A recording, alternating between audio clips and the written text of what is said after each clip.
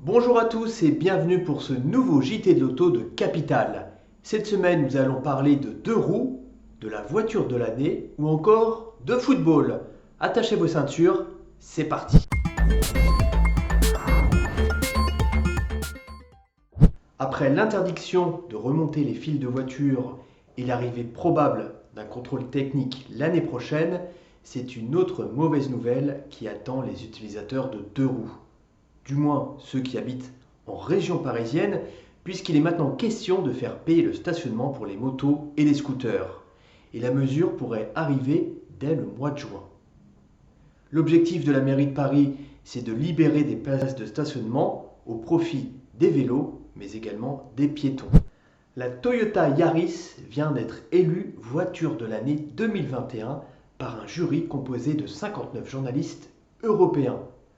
Une belle victoire pour cette citadine japonaise disponible en motorisation hybride, mais surtout fabriquée en France, près de Valenciennes. Elle succède à la Peugeot 208 qui a été élue l'année dernière et qui fait aujourd'hui un véritable carton commercial. La 208 est désormais la voiture la plus vendue en France.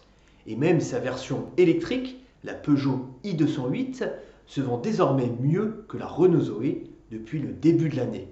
Cette même Zoé s'est même fait dépasser par la Tesla Model 3 en février et se fait rattraper par sa petite sœur, la Renault Twingo électrique.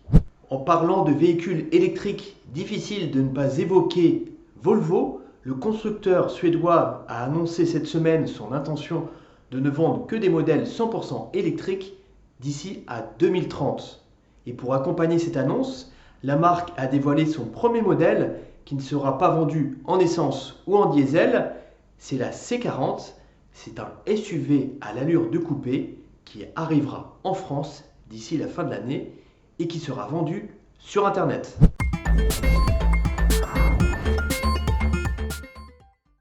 Dernièrement, Capital a eu l'occasion de prendre le volant de la nouvelle Mustang, mais pas n'importe laquelle, il s'agit de la Mustang Mach-E.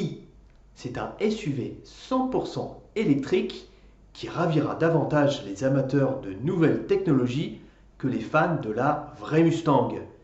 Toujours est-il que cette voiture reste très plaisante à conduire malgré un poids avoisinant les 2 tonnes.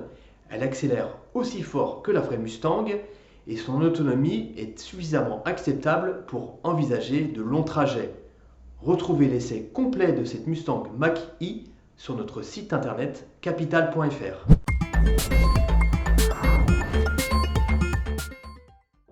Et on termine ce JT de l'auto avec, comme souvent, une info insolite.